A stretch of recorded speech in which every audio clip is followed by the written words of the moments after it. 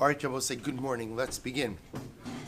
I'm confident that you all did your homework yesterday. By the blank expressions, I'm just taking that as a yes. Right, just Zevachim expressions. Good. So let's go back to this. We're picking up in Mir Hashem today from Samich Ches Amud Aleph. If you didn't do your homework yet, Moshe posted it on the WhatsApp yesterday, so it's there. Well, let's pick up Mishnah Samich Ches Amud Aleph. I want to thank you for giving the shir yesterday, and we're going to begin really what I think is a incredible and fascinating sugya. Really incredible and fascinating sugya. Let's take a look at the Mishnah. Mishnah says, top, or I should say middle of Samich Ches Amud Aleph. Kol ha'psulin shemalkus. So we'll say we're continuing on a theme that we've touched on before, which is what happens if halacha l'maisa, someone who is a puzzle. Now we're going to discuss, Rashi says, B'gimar pligi kol ha'asuyemai. We're going to discuss what exactly this thing. Remember, anytime you see in the Mishnah a more general or expansive statement like kol usually comes to include something that we would not necessarily have thought of at first glance. So kol ha'psulin, we'll say anyone who is puzzle, again, shemalku, who did malika, malikasan psula. The halacha is that what? That the malika is puzzle, because we'll say, obviously, as we're going to discuss, even though, again, halacha l'maisa, malika is the equivalent of shchita, and even though shchita can what? Is kshera bizarre, is kshera with a non-kohen, malika is a bit different. That malika has to be done by a kohen. Now, boss, remember we spoke about this 2 days ago. Why does malika this? Obviously, why malika has to be done by a kohen, which is why it's by the mizbeach, right? That's the most basic level. The halacha by malika, by any kind of olas or chatas or oath, is that it's done by the mizbeach. Non-kohanim cannot enter into that area, so by definition, it has to be done by a kohen. What the Mishnah is introducing me, so the fact that malika has to be done by a kohen, that's not the novelty of the Mishnah. What is the novelty of the Mishnah? That kol psulin shemalku malikasim psula ve'eno metame bebeis habliya. We'll say the novelty of the Mishnah is that halacha l'maisa, although the malika is carbonically puzzle, what the malika does accomplish is what? It removes the animal from the status of nevela. Now, by removing the animal from the status of nevela, we'll say, what does that do?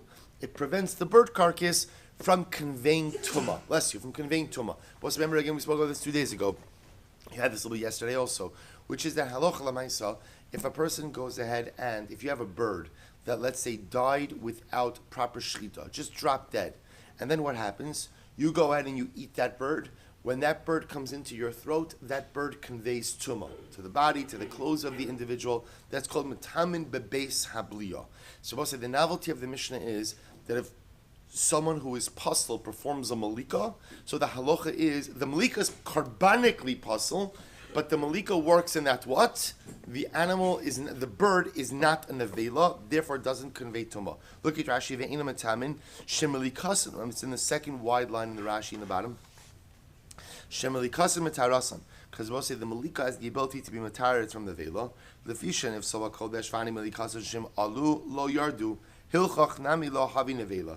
So we'll say it's actually interesting, we'll discuss this idea that when it comes to the malika, when it comes to certain psuli hamukdashin, although you're not supposed to offer them up on the mizbeach, if you did, you don't have to take them down. You can leave them there on top of the mizbeach. We'll get back to that. But for our purposes, lesson number 1 in the Mishnah is that there are certain circumstances where even though the malika is carbonically puzzle, it ultimately works to go ahead and remove the animal from the status of nevela, and therefore the animal will not go ahead and convey tumah.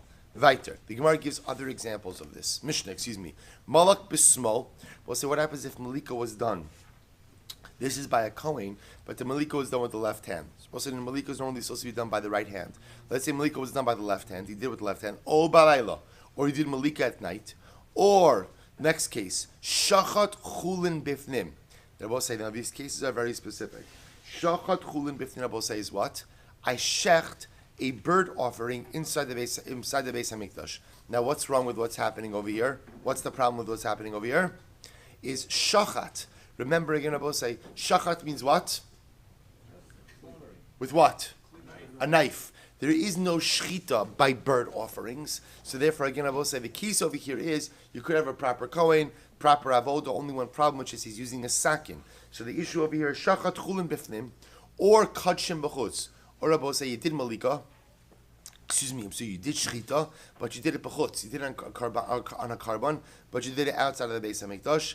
Einon metamos b'Beis Habliyos. We'll say same halacha.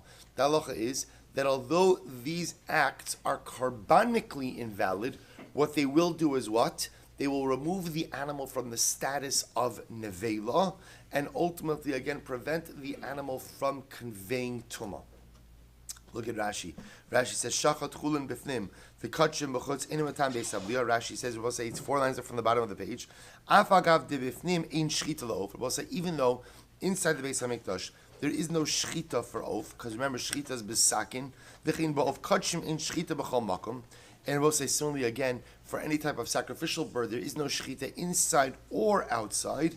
Ein metamin kedilat bebraisa b'gemara v'shachad kachsa. We'll say we will see that ultimately again, even though carbonically it is invalid, but for tumah purposes, it removes the bird from the state of nevela. Let's go weiter. Malak besakin. We'll say what happens if ultimately again, or malak chulin bifnim. The kachim b'chutz. So we'll say what happens if a person did malika b'sakin, right? Malika with a knife, or for that matter, you did malika on chulin b'fnim, which means I took a non-consecrated bird, did malika on that bird inside the Beis Hamikdash, or malika on kachim b'chutz, or I did proper malika, but we'll say it was on kachim outside of the Beis Hamikdash. I will say, if we look at Rashi before you turn the page, Rashi says here, malak b'sakin umalika lo havya debe asmon shal kohen bi'inon. So we'll say, listen to this. So the issue over here is, remember again, if you do malika with a sakin, it's not a proper malika, because malika is done. Malika is ultimately done by shchita, and by the way, it's also not a proper shchita. We'll say, why is it not a proper shchita? Because remember again, where is malika done? Remember this? We had this 2 days ago from the back of the neck. We'll say, when shechting an animal, you can't go from the back, from the neck bone, from the spinal cord, because ultimately that passes the shechita. You have to come from the front of the neck. So if you do malika besakin, you've got 2 problems. It's not malika and it's not shechita. It's neither of the two. So that's malak besakin or malak chulin bifnim v'kachim b'chutz. Or I did malika, but I did malika on a non-consecrated bird on the inside of the Beis Hamikdash, or of a sacrificial bird outside of the Beis Hamikdash. We'll say amud beis, or torin shelo higiyaz manon. Or I will say, for that matter, you're doing malika ultimately again on birds, in this case turtle doves, that have not reached their age. In other words, they're not mature enough carbonically yet.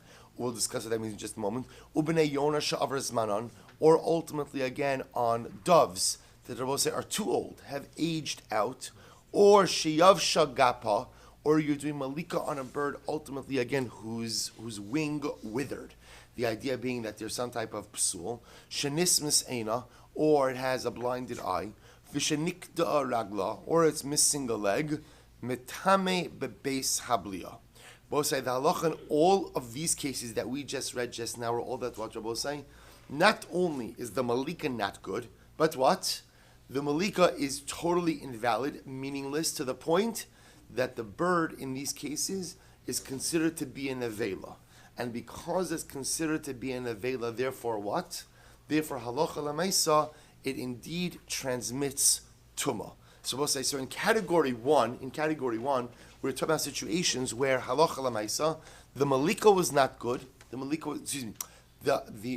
was carbonically invalid, but worked to remove the animal from the status of nevela. Therefore, the animal did not convey tumah. In category number 2, the malika is invalid both carbonically as well as we'll call it tumah-wise. That halacha l'maisa, the animal is considered to be a nevela, and therefore goes ahead and conveys tumah.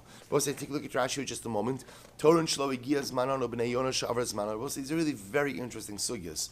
So remember again, now we're seeing about the turtle doves that are not mature enough, or the doves that aged out. So Rashi says, ina ru'uyin in the carbon v'havelu kimalikas chulin the sanya b'chol shochtin torin gidolim v'lo kitanim.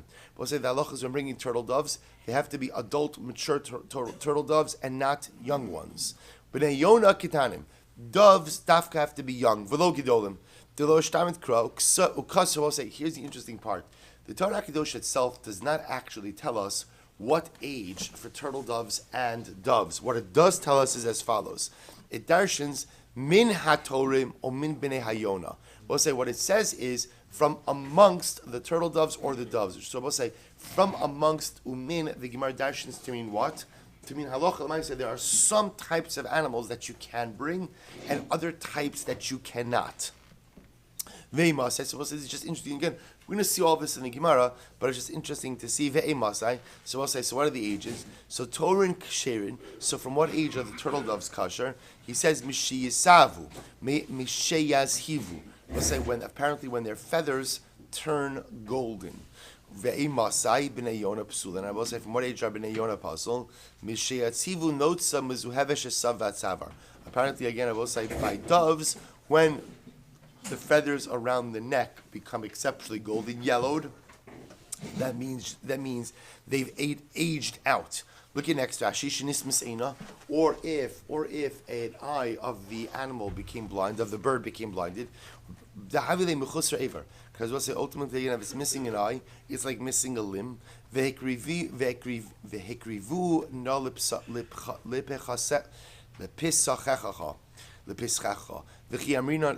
pasuk. That ultimately, again, when bringing a carbon before HaKadosh Baruch Hu, it has to be fit to be brought to the entrance of God. We'll say now, even though when it comes to bird offerings, so the halachos of mumin, of different blemishes by bird offerings, is much more makel, is much more lenient than it is by animal offerings. That means something that doesn't leave the animal deficient. So, for example, if the bird has a cataract, so ultimately, again, that does not go ahead and disqualify the bird. But if the bird is actively missing something, then that will go ahead and disqualify the bird. So Rashi said, fine. So we'll say, so in this second category, which remember again, was comprised of the following cases.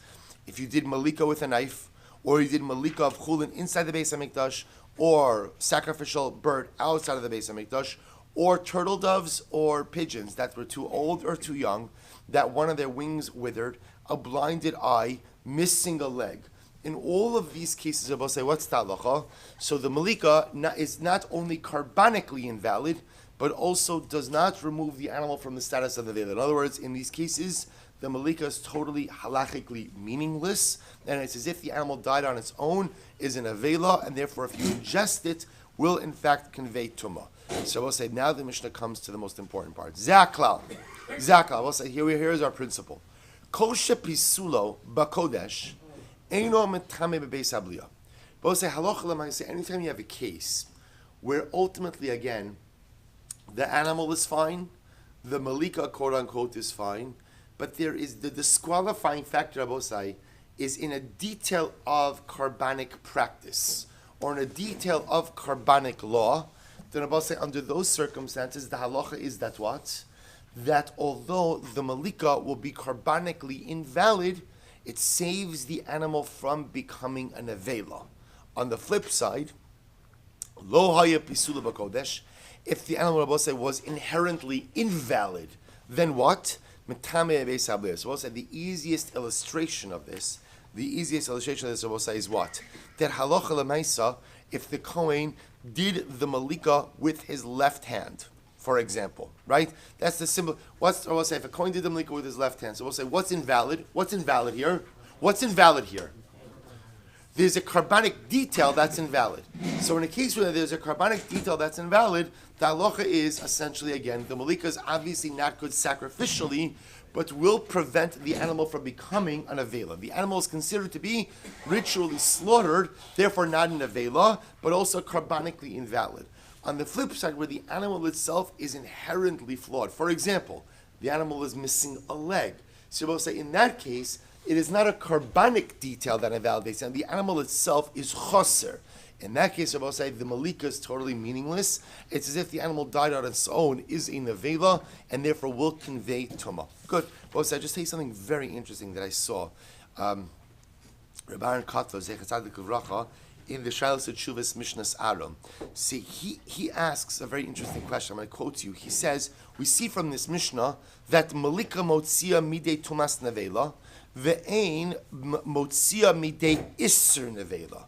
So also what's interesting about this is as follows, that you could have a situation ultimately again, you could have a situation where halacha l'maisa, let's say an invalid malika, takes away tumas nevela, but doesn't take away isser nevela. Rabbi say, now what do I mean by that? So, for example, Rabbi say, the halacha is that. Actually, you know what? Let me do this. Let me just say this very quickly. So, which tells us as follows: in these cases, well, let's say again, I'm a Kohen. I did malika with my left hand. So we'll say, what's the status of that bird? What's the status? Karbonically invalid. But what about tumas nevela? It's not timing tumah by sebelia. Now we'll say now, okay, so it doesn't convey tumah. What happens if halacha l'maisa you eat that bird? What happens? You ate it. You're not okay. You're okay legabe tumah, but you have committed an avera of eating a non-kosher item. So Aaron Cutler points out something very fascinating, which is that something could be freed from tumas nevela, but yet still what? Still have an isser nevela, which we'll say is fascinatingly riveting. So again, it could have tumas nevela, meaning it has a chalos shem nevela, it has a chalos shem, it has no chalos shem nevela by tuma, but yet when it comes to achila, if you go ahead and you were to eat that bird, you would get malchus. Assuming you get hasura and everything, you would get malchus for consuming an avela, for consuming ultimately a dead animal that died without proper shechita. So Rav Aaron Kotler asks, how is it that you can distinguish between tumas nevela and isra nevela? And he says something amazing. He says, "Delagabe isra." I'm just going to quote you. It's a very quick paragraph. Delagabe isurin matzinu sha'asra lazem mutar lazem. So he says it's not a chiddush. When it comes to isurim, prohibitions, there are plenty of times where we see that something that is asr for one person is not asr for someone else. The truth is, we do this all the time, right? I say something's permitted. I know it's asr for you. It's okay for me, right? That's good for you. For me, so I say he says on a halachic level, we find that sometimes isurim apply to some people, don't apply to others. For example, he says va'asr lezem mutar lezem. Something that's permitted to you might be asr to me. Kimo, simple case. We'll say is what? Truma shemutar lakohanim. Unidarim sha'asal rak la'no. This. We'll say simple answers is like this. Truma. Kohen is permitted to eat truma. Ami Yisrael. I'm not allowed to eat truma. A neder. I make a neder not to eat pizza. So I say, so then what's the halacha? Pizza's asur for me, mutar for you. So when it comes to isurim, there are plenty of examples where what? They don't have to be uniform. Isurim could change person to person. Watch this. Ve'im kain shapir shayach lomar shemalika hotza asan me isrin avela kohanim v'lo Yisraelim. Supposed to say, so actually, to build on this kasha, what he's also saying over here is as follows, which is that to make, I didn't make his kasha strong enough. Let's say in a classic case of malika, actually, I was saying it was going to sound like a crazy case, the malika goes right? There's nothing bad that happens. The Kohen takes the bird, does the malika, shalom al Yisrael. What does the Kohen do with the chatas ha'of? What does he do with the chatas ha'of? He eats it. Chatas ha'of is eaten by Kohanim. But say, let's say again, I Yisrael eat a chatas ha'of. We'll say, what's the halacha? I've eaten an avela. Why have I eaten an avela? Why? Because I will say, remember again, a bird. If I go home today and I decide for breakfast I want a fresh bird, and I decide to do malika on my bird, we'll say, what's the halacha? The halacha is that's an avela. So remember when he's asking. I read this into just our case of the Mishnah, but he's asking a general question, which is fascinating, which is if a Kohen kills a bird, ultimately again through malika, it's totally mutter. But yet if someone else were to go ahead and consume it, it would be an isra nevela. So he goes on. He says when it comes to isurim, that's not a novelty. There are plenty of examples where saying that is asr for one person is mutter for someone else. That halacha is filled with that. He says, "Im kein shaykh shapir lomar shemalika otza asam yisrael avela kohanim v'lo Yisrael." Therefore, malika rabosai removes the animal from being a nevela by kohanim, but not for Yisraelim. Aval agabe geder tuma lo matzinu klal sheyihi davar echad tamei laadam echad v'tar laadam acher. Now, both say in the world of Tumah, either something is Tameh or it's not Tameh. There is no such thing as subjective halachos of Tumah. Now, there are different halachos how Tumah impacts us. But if something is Tameh, it is Tameh for everyone. V'im kain, so I'll say, so the simple example of this, remember again, is let's say Tumas Meis. even though a Kohen might have one reaction to Tumas Meis, and now the Yisrael might have a different, meaning there are different ramifications for a Kohen versus me, but what? It's the same Tumas Meis. So Tuma is Tuma. There is no such thing as having a different relationship with Tuma depending on your status, your Judaic status. Tuma is uniform for everyone.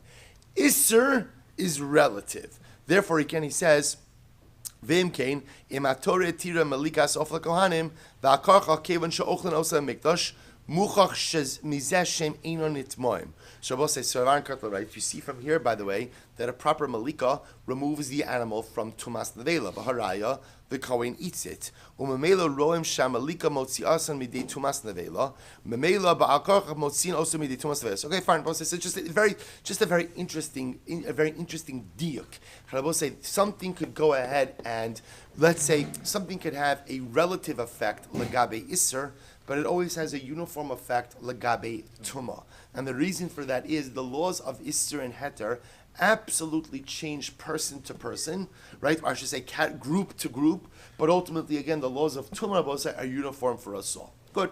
Let's go to the Gemara. I told you, it's a very interesting sugya, really interesting sugya. Bosa Samech Ches Amad Beis 68b, the Gemara, 6 lines down. Amarav. So we'll say we're going to have a riveting machlokes, Rav and Rabbi Yochanan. So Rav says, small valayla, imitam beis sablios. We'll say Rav comes along and Rav says, that halacha l'maisa, if you go ahead and you do malika with your left hand, Kohen does malika with his left hand, or laila, laila means he does it at night, ein metamin beis habliya. So we'll say Rav is of the opinion. Now, this I just want to point out. This is the Mishnah. This is no different than what we saw in the Mishnah. So Rav says that halacha, echoing this idea that if you do malika with your left hand, or you do malika at night. Now we'll say, remember again, left hand is asr because avodah is supposed to be done by the right hand. Nighttime is asr. Why?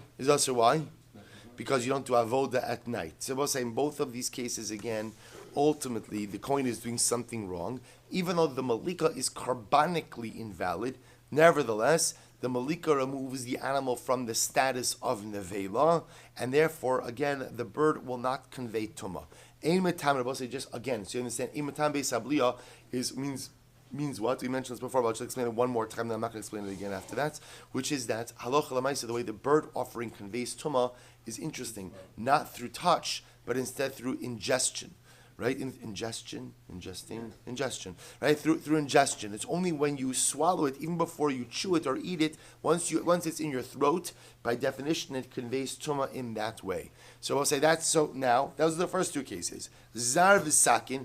We'll say, what happens if a non-Kohen does malika? That's the zar case. Sakin, we'll say, means with a knife. So meaning, instead of going and doing malika with the fingernail, the Kohen is doing malika with the knife. We'll say, in these cases, metamin bebeis habliya. Ultimately, Rav says, we'll say, in these cases, not only is the malika karbanically invalid, but what else? It's totally invalid, to the point that halacha l'maisa, it does not even go ahead and remove the animal from tumas nevela, and therefore the animal will convey tumah. So that's the Gemara. Well, let's analyze this. Ma'ishna small. So we'll say, so first of all, it's not immediately clear what the distinction between these two categories are. So on one hand, Rav will say, small and laila, if you do malika with your left hand, you do it at night. So the malika, again, is carbonically invalid, certainly, but yet works enough to remove the animal from status of nevela, yet zar and sakin do not work at all. The bird will be a nevela. So Gemara says, I don't understand. Ma'ishna small. Why is it that when the Kohen does the malika with his left hand, that although it's carbonically invalid, it works enough to remove the animal from the status of nevela? So I'll tell you why. The Islayach Sheb Yom Kippur, because they're both saying the concept of doing avodah with your left hand, although it is invalid, is not alien to carbonic service. There is a time during the year where the Kohen Gadol does the avodah with his left hand. When does do the avodah with his left hand? They both say when? Yom Kippur. What happens on Yom Kippur? They both say, look at Rashi. This is amazing. We want to keep Purim. Rashi says, Natal as hamachta, it's almost right across in Rashi. Natal as hamachta biyamino. But say this is talking about by the ketores, by the incense offering that was done inside the Kodesh HaKadoshim. What would happen? The Kohen would have to use two hands. Why? Natal as hamachta biyamino. He would be holding on both sides the fire pan, right, which are, I should say, the shovel, with the coals on it in his right hand, ve'es hakaf, and like the spoon or the ladle with the incense in it in his left hand. So we'll say, so what do you see from here? even though avoda is not done with the left hand, and therefore if you do malika with your left hand, the carbon is carbonically invalid. But left hand is not something that's alien to carbonic service. There is one time during the year, i.e. on Yom Kippur, where the Kohen Gadol has to use his left hand. Therefore, again, if you end up doing malika with your left hand, it's carbonically invalid, but at least will have some level of validity in that what? In that halacha l'maisa, it removes the animal from the status of nevela. V'layla, similar again, I'll say nighttime is also, although if you do the malika at night, it is carbonically invalid. Nighttime is not fully removed from avoda either. Why? It's le'achshera be'ivarim u'pedarim. Ultimately, again, I will say, because what do you do at night in the Beis HaMikdash? You burn the leftover fats and limbs. So even though, again, no karbanos are offered, and if you offer a carbon at night, it is invalid. But again, halacha l'maisa, there is some level of carbonic service that is occurring at night. Therefore, we'll say Rav is of the opinion, therefore, if the Kohen does the malika, bismol, with his left hand, or at night, although the malika is carbonically invalid, there is some level of validity to these things, and the little bit of validity does enough to what? To remove the bird carcass from being an avela and conveying tumah. Okay, that's Rav. Now we'll say, I asked the Gemara 1 second, if that's the case, zar nami isleach shera b'shchita. We'll say then 1 second. Rav says that what? Small and light law are carbonically invalid, but remove the animal from the vela. But he said that zar v'sakin, if it's a non-Kohen who does the malika, or it's done with a knife, not only is it carbonically invalid, but what Rabbi say, but what? It also conveys tumas nevela. But I don't understand. Even a zar, Rabbi say, has some shaykhs to carbonic service. How so? Shchita. Right, we'll say ultimately again, a non-Kohen has the ability to do shchita. So you see that even a non-Kohen who does avoda has some level of connection to the avoda. If that's the case using Rav's metric, then even if a zar does malika, even though carbonically it will be invalid, nevertheless what? It should at least remove the animal from the status of nevela, to which the Gemara answers, shchita lav avodahi. Shchita is not an avoda. Can't bring a raya from shchita. Shchita is not avodah. Therefore, the fact that a zar could go ahead and do shchita bosai, that doesn't prove anything. Gemara says, really? Is that true? Velo. Avam Rabbi Zera, shchitas para bizar psobosai. Amazing. Parshas Hashavua. Right? Yet Rabbi Zera says, shechting of a para aduma, Parshas Hukas, is possible bizar. So we'll say, yet we see again that a non-Kohen is not permitted to shecht a para aduma. Now we'll say, now the fact that a non-Kohen is not permitted to shecht a para aduma, what does that tell you? What does that tell you? That shechita is avoda. That shechita is avoda. Now remember, para aduma might be the exception to this rule, but you see that it's an avoda. Umachvi Rav Allah Elazar v'chuka. And literally, again, Rav motioned about this. How do we know that a non-Kohen is not permitted to shecht a para aduma? Because again, the Torah by para aduma Dafka points out that it has to be done by Elazar HaKohen, and ultimately, again, it says chukah, which means that it is an everlasting statute. So you see from here that what? That para aduma has to be shechted by a Kohen. And interesting, we'll say, not like that, Rashi actually points out a fascinating idea, which is not everybody agrees with. Rashi says that it has to be done by the Kohen, and Rashi actually says mitzvasa biskan. The idea that the Torah actually highlights that it's Elazar HaKohen and not Aaron HaKohen who does the paraduma is that dafka the mitzvah is not just with the Kohen but the skan Kohen gadol. Okay, but that's a side point. The point the Gemara is making over here is what? Is that halacha l'maisa a shchita isn't avoda. V'haraya paraduma can only be shechted by a Kohen. To which the Gemara says no. Shiny para. Para aduma is actually different, I will say, and this is quite fascinating. Para aduma, will say, is not a carbon. What is para aduma? Kadshe bedek habayisi. Ultimately, I will say para aduma is kadshe bedek habayisi. Look at Rashi. Va kadshe bedek habayisi. Va karchach ein avodos shelo chashuvos avoda. We'll say para is not a carbon. Para is rather again temple property. Kadshe bedek habayisi. Property of the temple. We'll say now. There's a clear raya that para aduma is not a carbon. What's the clear raya, Bosai? It's not done in the Beis HaMikdash. Remember again, where is the para aduma done? It's not Rosa. You could go. By the way, we know the exact spots. There's a monastery there now, right? But we know there's a monastery there. But we know exactly the spot where para aduma was done. You could go there today. It's on Har HaZeisim, exactly opposite the Har HaBayis. You would be able to see right into the entrance of the Beis HaMikdash. Bosai, if para aduma was a carbon, then halacha lemaisa, you would not be permitted to go ahead and offer it outside of the Beis Hamikdash. That's called shchutei chutz, which carries with it a very significant penalty. The fact that it's shechted outside the Beis Hamikdash tells me that it's kachi b'dekabayisi, and therefore we'll say that's so. Again, you can't bring a raya from para aduma to tell me that shchita is a form of avoda, because ultimately, again, it's b'dekabayis. The Gemara says, but 1 second. So we'll say I can make even now a stronger argument. We'll say if halacha l'maisa kachi b'dekabayis, those items which only have financial sanctity, we'll say financial and physical sanctity. If those items of kachi b'dekabayis require a kohen, then all the more so what? Regular karbanos should require a kohen for Beis Hamikdash as well. To which the Gemara says, "Rav Shish Bered Ravidi, Midi dehavo amaros negoim." So we'll say the truth is no. You can say that para aduma is like maros negoim. What does that mean? I will say delav avodahi ubai kahuna. So we'll say maros negoim. Looking at saras is a perfect example. It's not avoda, but what? But what?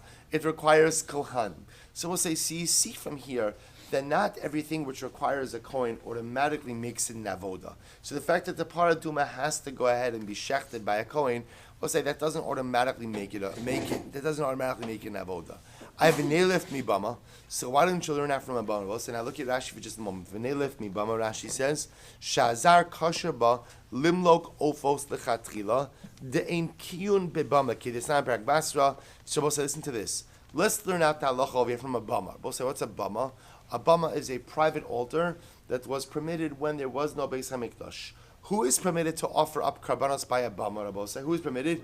Anyone, even a Yisrael. So Rabbi say, you have a situation, therefore, historically, where Yisraelim were doing malika. I want to offer up a chata sa'of on my bama. I'm doing malika. Rashi says over here, v'chivin da'ashkechan le'achsher lechatchila ba'ama yitar kamidivra. So remember, understand, we'll say what we're trying to focus on over here. We're focusing on the statement of Rav. Rav says that if you do malika with your left hand or at night, the malika is karbanically invalid, but what does the malika do? It makes the animal a non-nevela. It essentially acts as a kosher shchita. So it's valid legabe tuma. Why? What was Rav's logic? Rav's logic was because when you do it with your left hand, so sometimes left hand is used for avoda. Sometimes avoda is done at night, i.e. the burning of the leftover fats and limbs. So on the other hand, Rav says that ultimately, again, if it's a zar, if a non-kohen does malika, or done with a knife, halacha lemaisa, not only is karbanically invalid, but what? It actually conveys tumah. Rabbi says, I don't understand why. I could find a case where you could have a zar that does avoda also. So, for example, the Gemara wants to suggest that if a non-kohen does shchita, so you see a non-kohen also has like a hisyaschus, a connection to avoda, which at least should mean that if the non-kohen does malika, although it will be karbanically invalid, it should at least remove the bird from being in a vela. To which the Gemara says, no, shchita is not an avoda. So let's bring another example. What about by bama, or both sides? By bama, you have a case where a non-kohen could go ahead and what?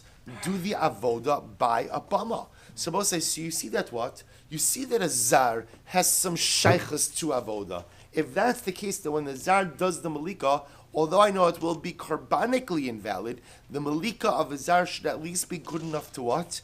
To remove the bird from being tameh, from being an avela. To which the Gemara says, mi bama lo yodaf. We don't learn anything from bama. Right? There's nothing to learn from bama. V'lo, is that true? We don't learn anything from bama?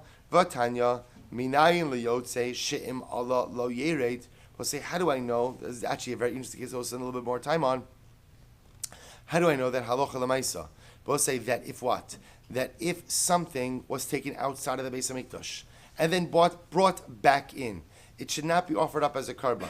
But if it was offered up, lo yeri, you don't have to take it out of them, take it down from the mizrach. And we'll discuss what that means in greater depth. How do we know again? Actually, yotze, if it was taken out of the Beis Hamikdash and then brought in, shim alad, Allah, that if it was brought back on the Mizbeach, lo yera, you shouldn't take it. So we'll say, again, to be clear, if something sacrificial is removed from the confines of the Beis HaMikdash, right, and then brought back in, it should not be offered up. How do I know that if it was offered up, that you don't have to take it down? Shariyotzi, the Gemara says, how do I know that? Shariyotzi kasher b'mama. Ultimately, again, because we'll say we learn this concept from Bama. Tana, so we learned this concept from Bama. So you see from here, now we'll expound on this a bit more, but you see from here that by Bama, apparently, if something was supposed to be on the Bama, then taken off from the bama, removed from the confines of the bama, although there are no real confines of the bama, that if you put it back on, you don't have to take it back down. So I learned that halacha to Mizbeach as well. So you see from here that what?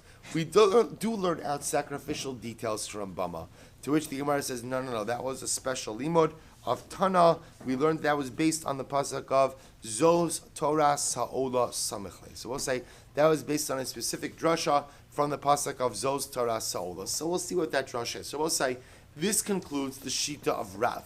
So remember again, in Rav's shita, what do we have? We have halacha lemaisa. If malika was done with the left hand or at night, what's the status of that malika? Carbonically invalid. Close. Sorry. Carbonically invalid, and halacha lemaisa again removes the status of tumah. Okay, it takes that from the vela. On the flip side, zar the sakin, if it was done either non-kohen or by a knife, meaning without the thumbnail, then halacha lemaisa it's invalid across the board, both obviously carbonically as well as we'll call it ritually. In other words, for ritual impurity, it's nevela. That's Rav. Rabbi Yochanan. Let's take Rabbi Yochanan. What does he say? We'll say we are about 8 lines up from the bottom. Rabbi Yochanan Amar Zar in Matame Abe Sabliya. So we'll say, watch this. Rabbi Yochanan comes out and he says, no, not true. He disagrees with Rav. He says, even a Zar, even if a non-Kohen does Malika, obviously it's carbonically invalid, but it removes the Nevela status, and therefore the animal, the bird, will not convey Tumah. Sakin Matame Abe Sabliya. So we'll say, Rabbi Yochanan, really what happens over here is as follows. Rabbi Yochanan agrees with Rav in 3 out of the 4 cases. He agrees, again, in the cases of Smol and Laila, that halacha l'maisa, again, it's carbonically invalid, but removes the tumah. He also agrees in the case of Sakin, that Sakin Abase will be totally invalid, both carbonically as well as tumah-wise. What does he disagree? He disagrees in the case of Zar. In the case of a non-Kohen who does Malika, Rav says if a non-Kohen does Malika, it's carbonically invalid and it's an Avela, conveys Tumah. Rabbi Yochanan says no. Halach l'maisa, if a Zar does the Malika, then what? The Malika is carbonically invalid, but halacha l'maisa prevents Tumah from devolving upon, there is no Tumas Navela. So Rabbi Yochanan was Zar in a Matame Abe Sabliya. Sakin Matame Abe Sabliya. He agrees with Rav in the case of knife, that if you go ahead and you shecht, you go ahead and you slaughter the bird with a knife, you do malika with a knife, that ultimately will be carbonically invalid and it will convey tumah. So we'll say, now watch this. So fundamental machlokes, Rav and Rabbi Yochanan, but really they agree. Let's start with what they agree with. They agree with 3 out of the 4 cases. They only disagree in the case of Zar. Rav saying that Zar is totally invalid, both carbonically as well as tumah-wise, and ultimately again Rabbi Yochanan telling me that halacha l'maisa permitted in all of the cases. Excuse me, Rabbi Yochanan telling me that the case of Zar does in fact work. So the Gemara says, Tanan, let's analyze this. Kol ha'psulin, or we'll say all of the cases. Kol ha'psulin shemalku. So we'll say in any of the cases, anyone who is, now he's now quoting the Mishnah. Remember again, we started this discussion today with a statement of the Mishnah that seems to be a bit open-ended. What's open-ended, I will say? Kol ha'psulin shemalku. Anyone who is pasul, who did malika sam psula. Their malika ultimately is pasul. So Gemara says, Bishlama Rabbi Yochanan kol la zar. So we'll say, now remember again, the first statement of the Mishnah we'll say was what? Anyone who is pasul, who did malika, the malika is pasul, but what? The animal does not convey tumah. So the malika is carbonically invalid, but the malika is strong enough to what Rabbi say? To remove the bird from the status of nevela. So according to Rabbi Yochanan, what is that statement coming to include? That statement is coming to include kol la zar. That statement is going to include a non-Kohen. To tell me that if a non-Kohen does the Malika, then what? The Malika is carbonically invalid, but the Malika goes ahead and prevents the bird from becoming an Avela. El Rav kol asuyemai. But according to Rav, ultimately, again, what does kol, what does the klal, what does the opening statement, generally the Mishnah come to include? To which Rav will say, it's kol asuye, so kol asuyemai, lav lasuye, small v'layla. So according to Rav, we'll say that general statement will come to include the cases of where the Kohen does malika with his left hand, or he does it at night. And therefore the Mishnah is coming to teach me that what? That halacha l'maisa, these things, although carbonically invalid, will prevent the animal from becoming an avela.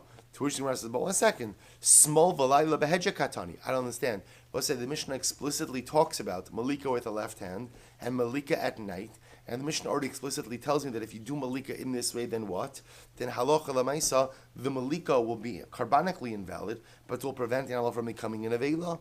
To which the Gemara says, you're right. So tani v'hader mefarish. I will say sometimes stylistically, the Mishnah will ultimately say something in a general way, and then we'll go on through the Mishnah to go ahead and more explicitly articulate it. So according to Rav, the principle in the beginning of the Mishnah comes to include the case of where you do malika with your left hand, or at night, which are cases which are karbanically invalid, but prevent the bird from becoming an avela. And then the Mishnah goes on and later on explains those concepts more explicitly. Tashma, so let's analyze this a bit more. Zaklal. So what about the second part of the Mishnah? So the second part of the Mishnah says, Zaklal, Kol Shahaya Pisula Bakodesh, Eino Matayim Begadam Beis Habliya. So also remember again, what was the second part of the Mishnah? Anything I will say ultimately again, where the psul ultimately was in a detail of sacrificial law, the malika will be sacrificially invalid, but the malika will prevent the animal from becoming an avela.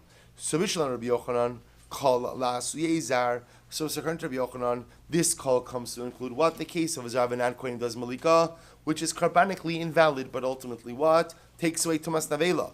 El Rav La'asuyei Mai. But according to Rav, ultimately, again, what does this come to include?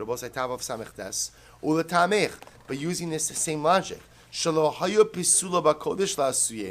But say, what does that phrase ultimately, again, that if the psul wasn't in a detail of sacrificial law, what does that come to include? Ella reisha li'isuye shchitas kadshem bifnim. Rather, what you have to say is as follows. The reisha, bosai, comes to include the case of what? The shchita of kadshem bifnim. So bosai, remember, shchitas kadshem bifnim means you do the shchita of the bird with a knife and not with malika. Seifa li'isuye malikas chulin b'chutz. The seifa, bosai, comes to include the case of what? Comes to include the case, ultimately again, of the malika of chulin outside the Beis Hamikdash. Tanya Kava said to Rabbi Yochanan. So as we have a brayse that seems to support Rabbi Yochanan. Malka zar, malka pasul, hapigol v'hanosar. So we'll say again, if a zar did malika, if someone who was pasul did malika, or hapigol v'hanosar, or ultimately, we'll say, now going back a little bit of a throwback to our previous sacrificial days, pigol and nosar, v'atame, ein metamen beis habliya. But saying all of these cases, although the particular avoda ultimately again will be pasul, but ultimately again it does not convey tuma. So we'll say for our purposes, the part that we are hyper focused on is the case of zar. So you have a brisa that supports the view of Rabbi Yochanan, namely, if a non-Kohen did the malika, obviously the malika will be carbonically invalid, but halacha lemaisa prevents the bird from conveying tuma. So we'll say we end off over here. We're gonna do the halacha lemaisa first thing tomorrow morning, but we end off with a fundamental machlokes Rav and Rabbi Yochanan. If we begin with what they agree on, they agree that in the case of small and laila, done with the left hand or done at night, malika is carbonically invalid, but halacha lemaisa removes the status of nevela. Sakin, if you did it with a knife, everyone agrees that what Rabbi say, carbonically invalid and still has tumas nevela. The point of contention is the case of zar. What happens if a non-Kohen does the malika? According to Rav Rabosai, it's carbonically invalid, has the status of nevela, therefore conveys tuma. According to Rabbi Yochanan, Rabosai is carbonically invalid, but removes nevela status, therefore will not convey tuma. Halacha l'maisa me'eretz Hashem, we'll see tomorrow morning. I'll send it out on the WhatsApp. Where do we get the assumption that Malika and Mama was okay? Because all karbanos are done by. There's no